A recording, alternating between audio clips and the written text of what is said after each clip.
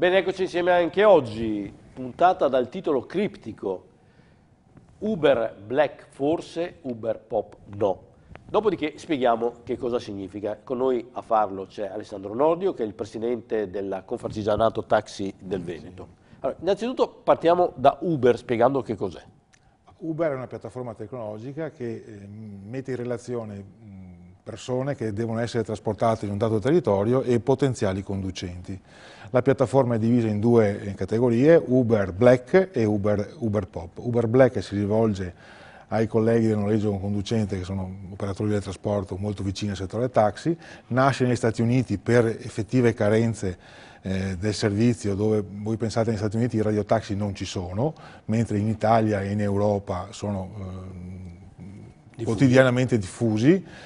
Negli Stati Uniti questo non avviene e per avvicinare l'utente al servizio, naturalmente questa grande multinazionale supportata dai colossi del web come Google, questa grande multinazionale ha inteso individuare questa piattaforma che appunto mette in relazione utente e conducente.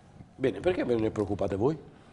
Noi siamo preoccupati per la mancanza di regole che in qualche modo sottende a questo tipo di servizio. Allora, se Uber Black in qualche modo va a sopperire a una carenza e quindi mi rivolgo ai miei colleghi che devono in qualche modo interpretare il futuro e quindi capire come affrontarlo, Uber Pop, che invece si rivolge a conducenti senza alcuna professionalità e senza alcuna autorizzazione, è totalmente in contrasto con quelle che sono le norme non solo italiane ma anche europee e anche degli altri stati europei. Quindi da questo punto di vista Uber Pop andrebbe in qualche modo contrastato.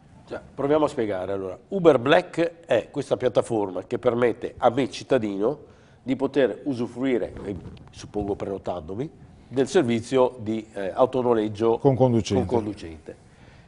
L'Uber Pop invece è sempre una piattaforma che permette a me cittadino di usufruire del servizio svolto da un altro privato che non ha nessun tipo di né autorizzatore né non ha una partita IVA, decido di mettere non ha una partita IVA, macchina. non paga nessun tipo di contributo, è totalmente esentasse.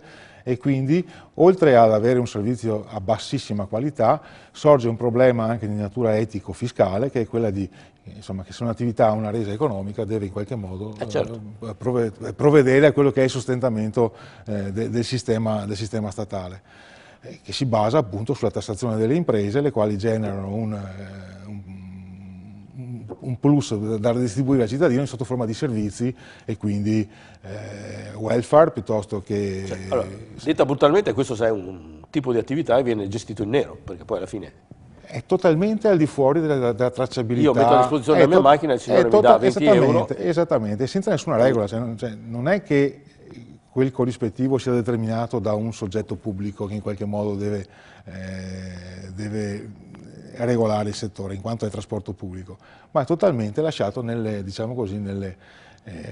volontà del privato.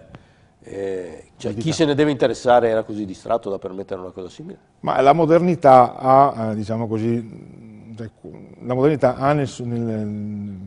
quando viene proposta un certo che di fascino, e purtroppo ho la sensazione che i nostri regolatori, mi riferisco alla Regione prima di tutto perché ha competenza specifica sul trasporto, ma anche lo Stato, questa modernità piaccia senza capire invece quali sono i pericoli del servizio a carico del cittadino, sia utente sia come contribuente che beneficia dei servizi. Perché questa economia della condivisione sembra bella, però ha come, sottostante l'impoverimento di tutti. Ma non c'è anche un problema di sicurezza, di responsabilità quando si svolge un servizio conto terzi?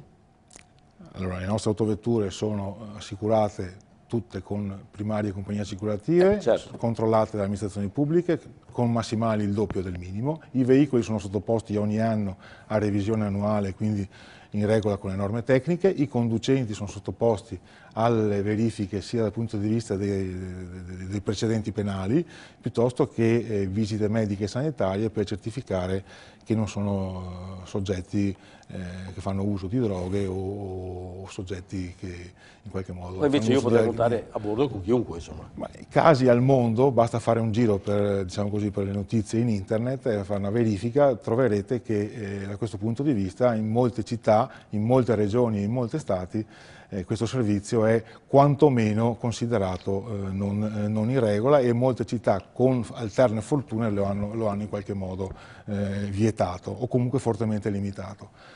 Sta diventando un problema europeo e quindi è sotto l'attenzione della comunità europea, la quale sarà costretta a prendere in mano la situazione, in quanto esiste una direttiva che si chiama direttiva servizi, ovvero meglio conosciuta come Bolkestein, nel 2006, dove specifica che il settore del trasporto persone è un settore regolato proprio a garanzia dell'utente, e quindi la comunità europea dovrà prendere in mano e ha già fatto capire che in qualche modo ci metterà mano.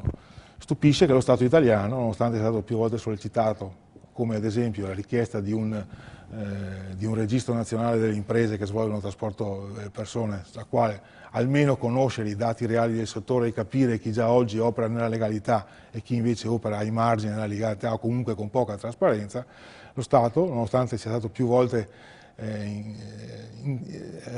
richiesta questa istituzione di questo registro, non ha ancora, nonostante sia una cosa che insomma deve fare addirittura entro il 31 dicembre di quest'anno, ma non abbiamo avuto risposta. Detto che, come è stato sottolineato anche adesso, l'Uber Pop è assolutamente non legale, perché in effetti è la pratica di un'attività di servizio con un corrispettivo che sfugge evidentemente a qualsiasi controllo di carattere fiscale, oltre che altri tipi di controllo. Ecco. Detto questo, voi tassisti veneti siete però in grado di rispondere adeguatamente sul piano tecnologico? Allora, noi della tecnologia ne facciamo sempre la nostra, diciamo così, ragion d'essere. Negli anni 70 avevamo le tecnologie analogiche, negli anni 80 tecnologie miste, domando scusa. Ogni tanto si ride. Ogni tanto anche si ride, esattamente. E a partire da fine degli anni 90 e 2000 siamo passati totalmente in tecnologia digitale. Cioè quello che Uber fa oggi nel 2014 noi lo facciamo da circa una decina d'anni.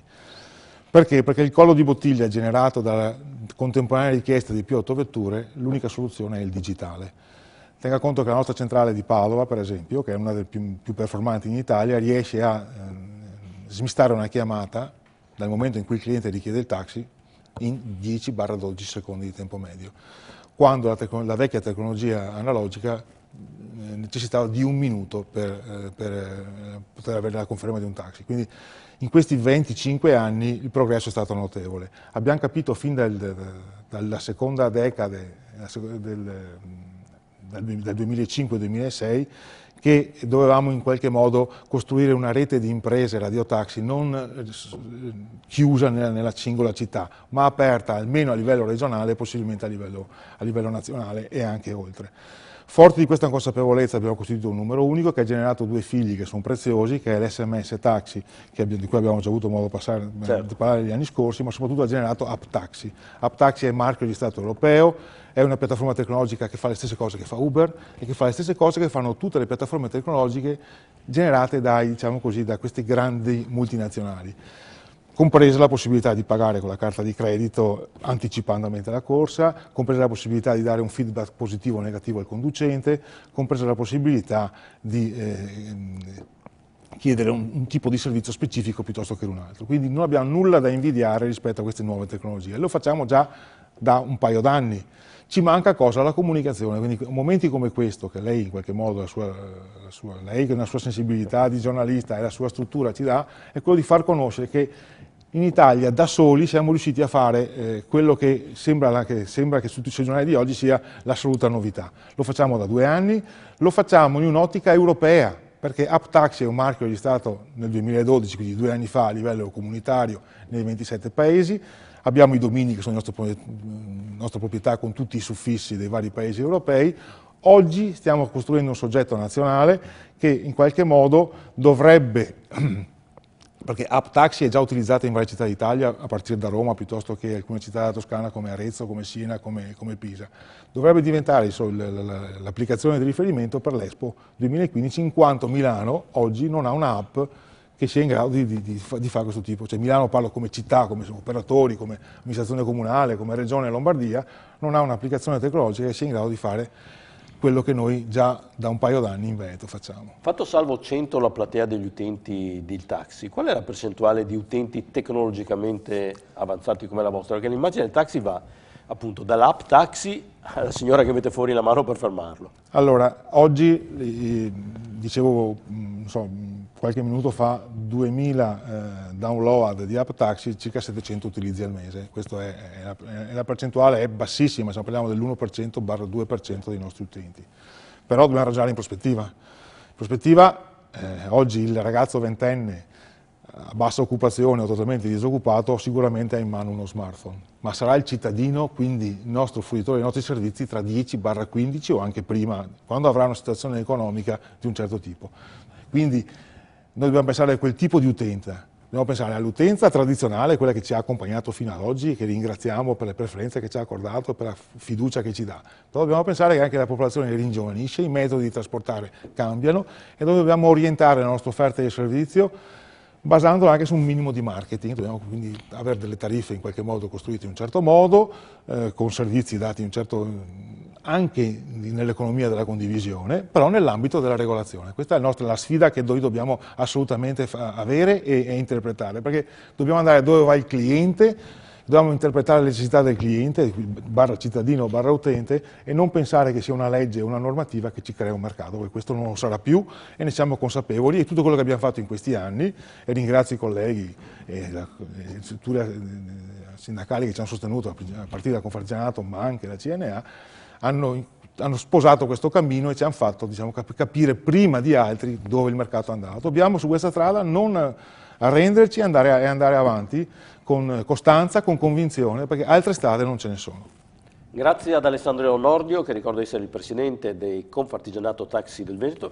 Lo ringrazio anche per l'equilibrio con cui affronta una vicenda che riguarda la categoria, quindi mi piace sottolineare, attenzione, perché Uber Pop significa montare in macchina con delle persone che possono essere assolutamente affidabili, ma insomma anche il tassista necessita di una professionalità. Oltre a questo teniamo presente appunto che di fatto si crea un mercato nero e questo va a detrimento di tutti quanti, in primis di chi svolge questa professione. Grazie, alla prossima. Grazie.